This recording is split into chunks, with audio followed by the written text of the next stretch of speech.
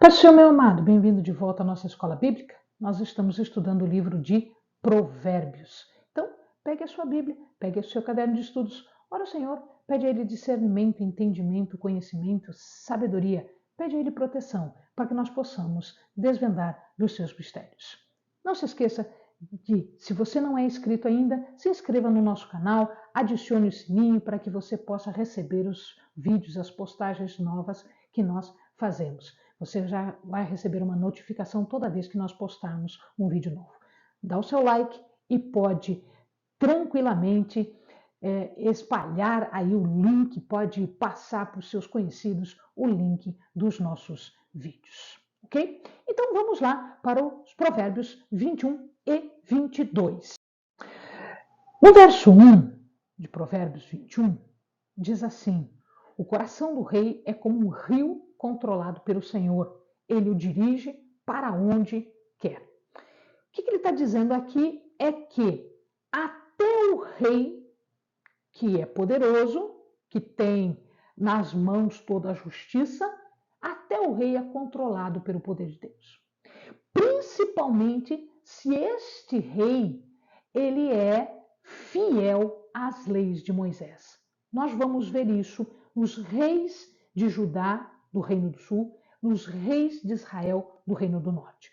Quantos reis que se deixavam controlar por Deus, se deram bem, foram bons e tiveram benefícios, né, quando eram habilidosos na lei de Moisés e que se deixavam controlar por Deus. E quantos os que se deram mal exatamente porque não obedeciam, não ouviam a voz de Deus. Mas, de qualquer maneira, todas as coisas eram e são controladas pelo poder de Deus, inclusive os reis. Lembrem-se de reis que não eram do povo de Deus e que fizeram a vontade de Deus. Porque, meu amado, lembre-se do seguinte: Deus é soberano. E Deus é soberano não é só sobre o seu povo. Deus é soberano sobre todas as coisas. Todas as coisas lhe são sujeitas. Todas as pessoas lhe são sujeitas. Todos os reinos e os reis, e os imperadores e os governantes estão sujeitos ao poder, à mão, né, que é símbolo de ação e poder de Deus. E ele os controla. Ele fala de rio aqui, mas rio ele quer falar aqueles canais de irrigação. Quando se fazia o plantio, às vezes ficava um pouquinho mais longe do rio, então eles faziam canais para levar a água para a plantação. Eles criavam esses canais. Aqui é a mesma coisa. Deus controla como se fosse um canal de irrigação. Veja como ele controlou o faraó. Veja como ele controlou Tiglat-Pileser. Veja como ele controlou Ciro. Veja como ele controlou Artaxerxes. Todos estes reis foram controlados por Deus e eles fizeram aquilo que Deus queria que eles fizessem. Todos os caminhos do homem lhe parecem justos, mas o Senhor pesa os corações. Deus é o verdadeiro juiz. Não sou eu, não é você. Quem julga os nossos atos é o Senhor. E Ele julga porque Ele conhece os nossos corações. Ele conhece o meu coração, Ele conhece o seu coração. E Ele olha além do que nós estamos fazendo, Ele olha o nosso coração, a nossa motivação interna. Por que eu estou fazendo isso? E Ele vai aceitar ou não de acordo com esta motivação. Fazer o que é justo e certo é mais aceitável ao Senhor do que oferecer sacrifícios. E o 27, o sacrifício dos ímpios já por si é detestável, quanto mais quando oferecido com más intenções. Aqui, amado, nós vamos lembrar de novo, nós já fizemos isso, vamos lembrar de novo o acontecimento, a história entre Samuel e Saul. Quando Saul foi além do que ele devia fazer, Samuel, quando viu o que ele tinha feito, né, ele ele desobedeceu o Senhor, ele disse: ah, não, eu fiz isso porque essas ovelhas, esses animais aqui são para o holocausto ao Senhor, para a oferta ao Senhor. E aí Samuel disse o quê? Disse que melhor era obedecer do que sacrificar. Melhor do que os sacrifícios, do que o ritual de sacrifício, era a obediência, era a espiritualidade do coração, principalmente se existe aí hipocrisia, né? Lembre-se do seguinte: naquela época, para se achegar a Deus, para obter perdão, para obter os benefícios do Senhor, tinha todo um sistema de sacrifícios. Lembre que isso não existe mais. Por que isso não existe mais? Porque Cristo se fez sacrifício por nós. Cristo substituiu todo este sistema de sacrifícios. Ele fez o cordeiro, ele fez o papel de cordeiro santo, ele se sacrificou em nosso lugar por obediência. E, portanto, esse sacrifício não é mais entendido aqui como tal. O sacrifício, ele vem depois da obediência. E Deus ainda leva em consideração, quando se faz o sacrifício em obediência, ele olha ainda a intenção. Veja o que aconteceu com o sacrifício de Balaque e Balaão. Balaque e Balaão fizeram um sacrifício para amaldiçoar o povo de Deus. E o que acontece naquela época? A palavra de Deus disse que contra a tua tenda, ó Israel, não cabe maldição. Ou seja, o sacrifício que eles fizeram não foi nem ouvido pelo Senhor, muito pelo contrário, Deus fez exatamente o contrário. Ou seja, o sacrifício ele tem que ser feito com o coração contrito, com o coração obediente, né? Na presença de Deus. A vida de pecado dos ímpios se vê no olhar orgulhoso e no coração arrogante. Aqui existe, na verdade, a expressão aqui, a tradução aqui, ela é diferenciada, né?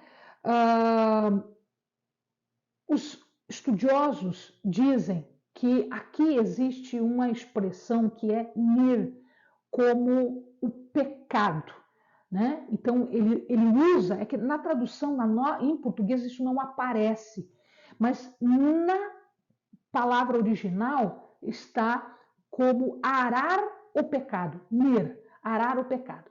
Então os estudiosos transformam esta palavra nir em ner, que quer dizer lâmpada.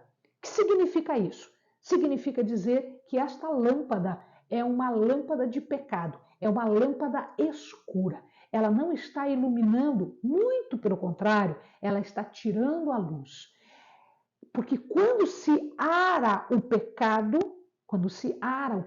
no coração, nir, né, em verdade se planta ali um ner, uma lâmpada escura por ser pecado. Então, isto vai levar ao pecado. É como se esta luz fosse luz negra, luz de trevas, luz de morte. Os planos bem elaborados levam à fartura, mas o apressado sempre acaba na miséria. A fortuna obtida com língua mentirosa é ilusão, fugidia e armadilha mortal. De novo, a questão de rico-pobre, como eu me tornei rico, né? Lembre de um ditado que nós temos: o que vem fácil, vai fácil. O que aparece assim do nada, vai sumir assim do nada. A riqueza rápida foi obtida como? Como é que a gente obtém riqueza do nada? É um pouco questionável. Ou foi corrupta, ou foi ilegal, ou foi violenta. Aqui nós temos uma palavra mebakesh, que quer dizer buscar a morte. Significa dizer que quem quer dinheiro, em verdade, está construindo uma armadilha. Ele quer dinheiro, não importa como.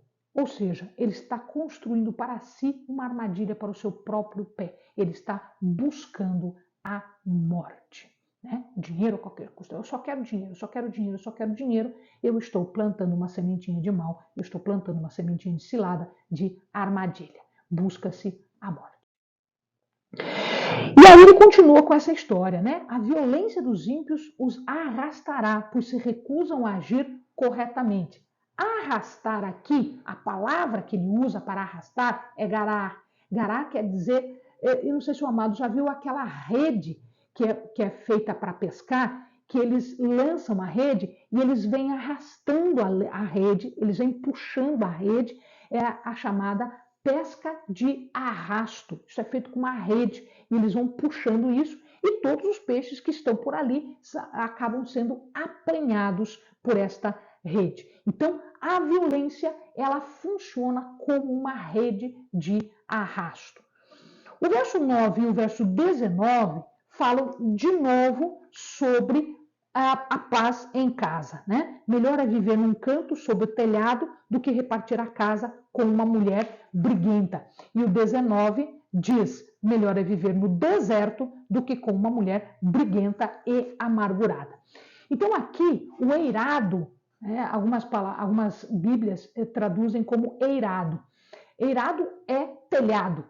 Na verdade, o telhado da casa deles não é o telhado que a gente conhece hoje, porque hoje a gente usa telhado porque chove muito, etc, etc, mais proteção. Lá a chuva era muito pontual, não havia muita chuva. Então o telhado podia ser feito desta forma aqui, é como se fosse uma laje, isso aqui era feito de estuque, era feito de barro amassado com fibras, tá? E aqui em cima, às vezes, eles faziam um quartinho de dormir, né? Alguns profetas ganharam quartinhos de dormir que eram construídos aqui em cima. Então, quando eles passavam pelo local, eles ficavam ali. E aqui eles estendiam a plantação para secar ao sol, né? Aqui eles faziam a sua adoração. Muitos idólatras faziam adoração aqui em cima. Então ele está dizendo que melhor do que dormir dentro de casa é dormir aqui fora, do que dormir com uma pessoa que é irritante, que é queixosa. Ele fala também de Midbar. Midbar é deserto, ou seja, é um local pouco habitado. Então é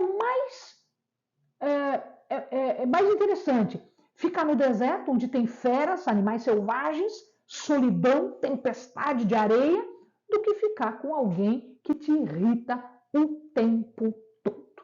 Né? O verso 12 e o verso 15 falam sobre o justo. O justo observa a casa dos ímpios e os faz cair na desgraça. Quando se faz justiça, o justo se alegra, mas os malfeitores se apavoram. Os estudiosos dizem que você pode levar em consideração a tradução desse justo como o justo, com letra maiúscula. Então, na minha Bíblia, o justo do verso 12 está com letra maiúscula. Significa dizer que esse justo é o próprio Deus, porque ele está com letra maiúscula.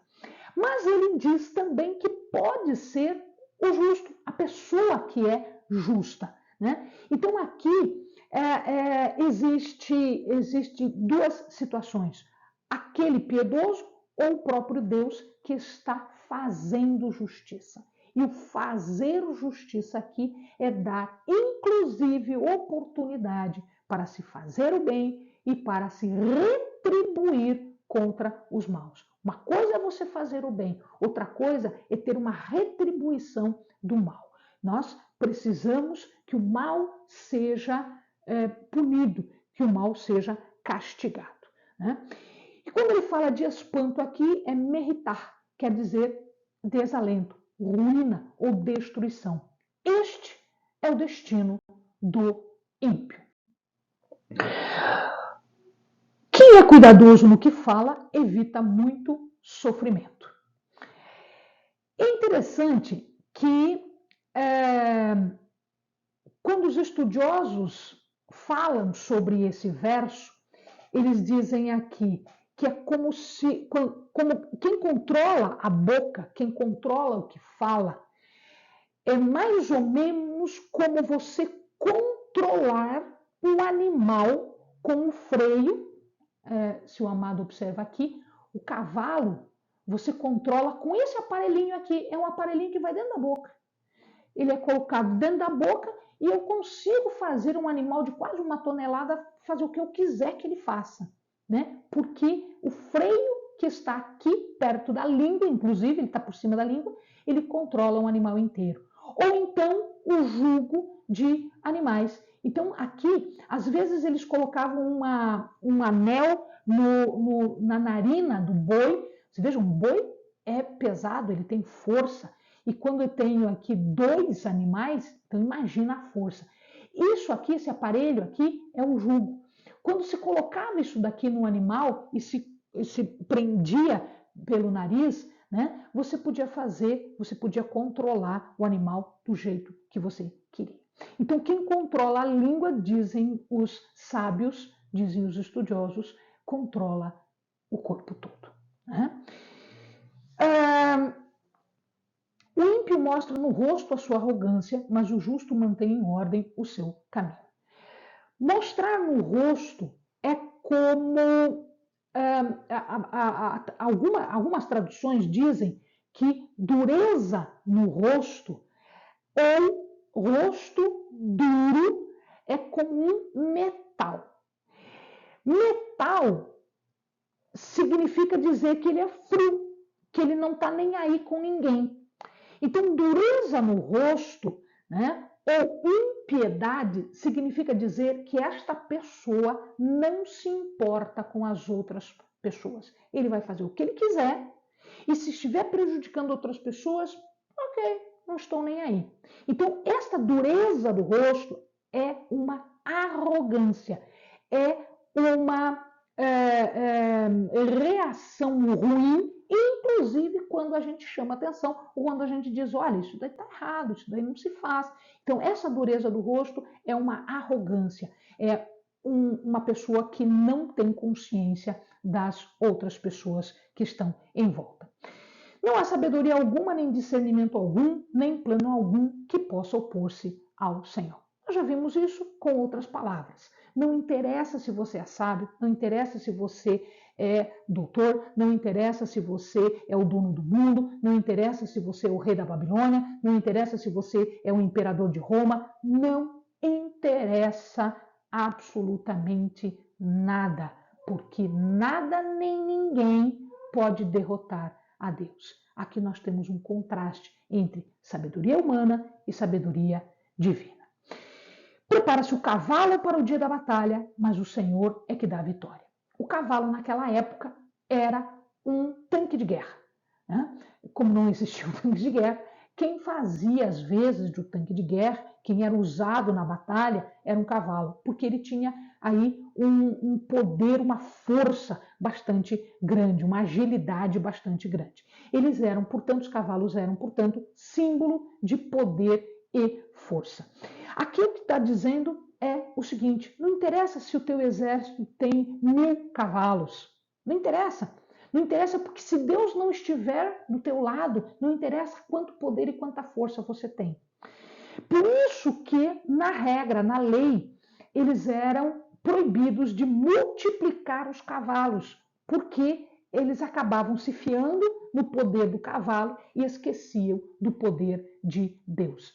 Este foi um dos pecados de Salomão. Salomão tinha uma das maiores criações de cavalo, né? Ou seja, o seu exército tinha muitos cavalos, né? Exatamente fazendo essa contraposição aqui.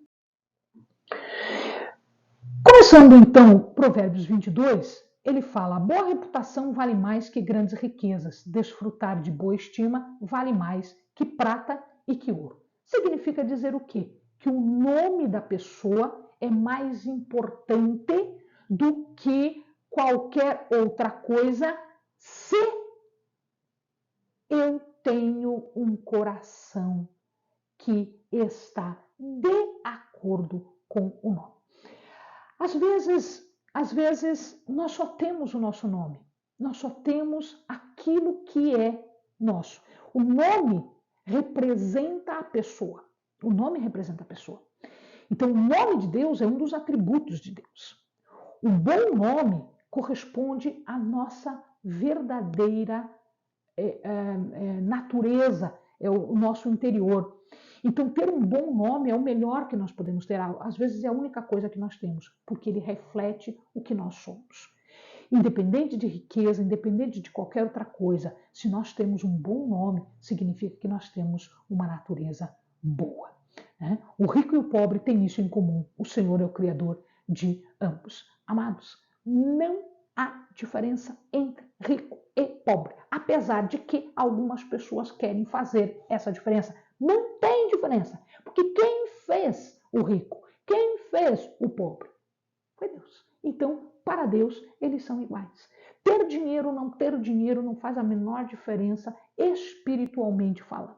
Tá? Ricos e pobres são criaturas feitas por Deus. Portanto, nós somos a imagem e semelhança dele. A riqueza e a pobreza é um detalhe que nós precisamos ter sabedoria na hora de usar.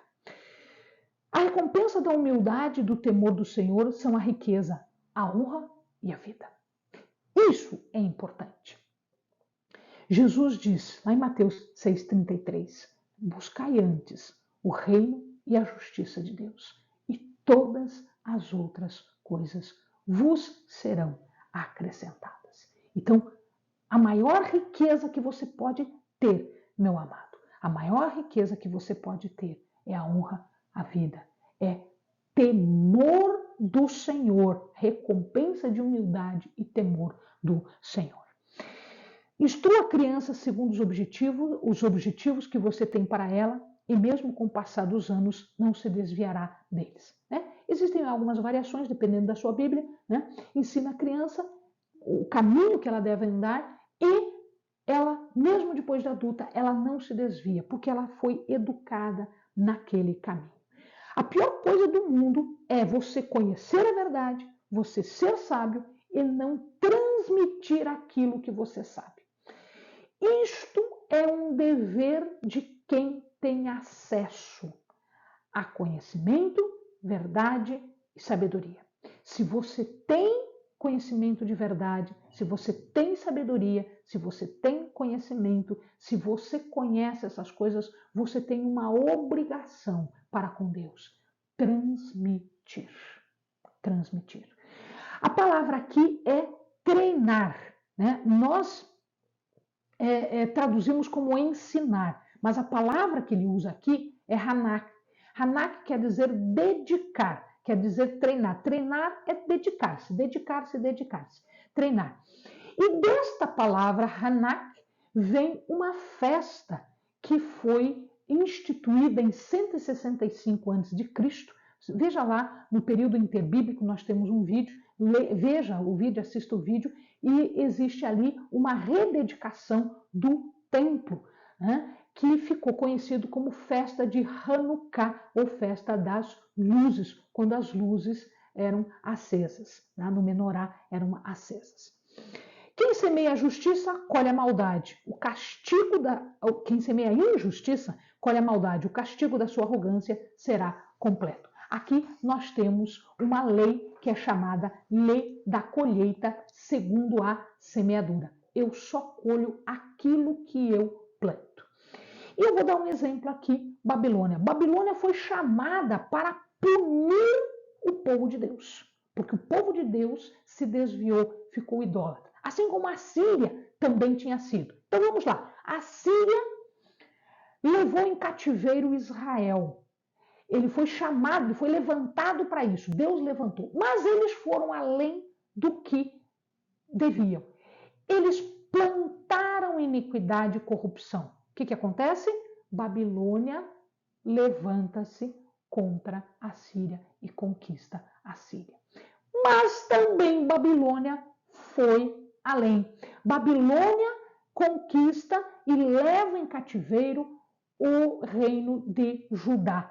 E Babilônia caiu também. Né? Então veja, a gente colhe aquilo que plantamos. Os olhos do Senhor protegem o conhecimento, mas ele frustra frustra as palavras dos infiéis. Olhos aqui quer dizer onisciência. Deus tudo sabe. E Deus tudo sabe por quê? Porque Ele está vigiando a terra, Ele conhece a terra. Os olhos do Senhor estão em todo lugar. Nada escapa dos olhos de Deus. O meu comportamento bom, o meu comportamento ruim. Mas quando Ele vê um comportamento bom, Ele preserva aquilo. E Ele preserva de tal maneira que as pessoas possam ter acesso ao que é bom, de acordo com a disposição do coração. A conversa da mulher imoral é uma cova profunda. Nela cairá quem estiver sob a ira do Senhor. Cova aqui é uma figura de linguagem, é uma metáfora. Os caçadores às vezes faziam a caça diretamente, caçando o animal, mas às vezes eles faziam um buraco no chão e escondiam como uma cova, como uma armadilha. E aí os animais, né, pelo cheiro, por uma isca, alguma coisa assim, eles eram apanhados nestas armadilhas. Então, a mulher imoral é como se fosse uma cova, é uma armadilha para as pessoas. A insensatez está ligada ao coração da criança, mas a vara da disciplina livrará dela. De novo, a questão da disciplina, do levar a criança numa disciplina constante, né? As crianças jovenzinhas, quem tem criança em casa e quem já tem acesso a crianças, sabe? Elas são bobinhas, elas são tolas, elas têm jogos bobinhos, provocantes, cheias de insolência, se acham, cheias de truquezinhos. Então, isso tem que ser educado, isso tem que ser corrigido. Para quê? Para que quando esta criança for adulta, ela não faça a mesma coisa e ela não prejudique as outras pessoas e vá pelo caminho errado e acabe no caminho do pecado que leva à morte. Então, é isso que ele está dizendo. Tem que educar, tem que disciplinar. Então, quando ele fala em educação, disciplina, ele fala em vara. Não necessariamente castigo físico. Se bem que isto era o mais comum naquela época. Tanto quem oprime o pobre para enriquecer-se, como quem faz cortesia ao rico, com certeza passarão necessidade. Aqui, em verdade, é a lei da colheita, conforme a semeadura, a gente planta e colhe aquilo que planta. Então, pobre inocente que foi explorado, significa dizer que nós estamos afrontando Deus. Significa dizer que nós não estamos considerando que eles são a imagem e semelhança de Deus e que são como nós. Então, nós devemos tratá-los com respeito, com dignidade, não explorando nem tirando vantagem destas pessoas. Amém, amados? Bons estudos!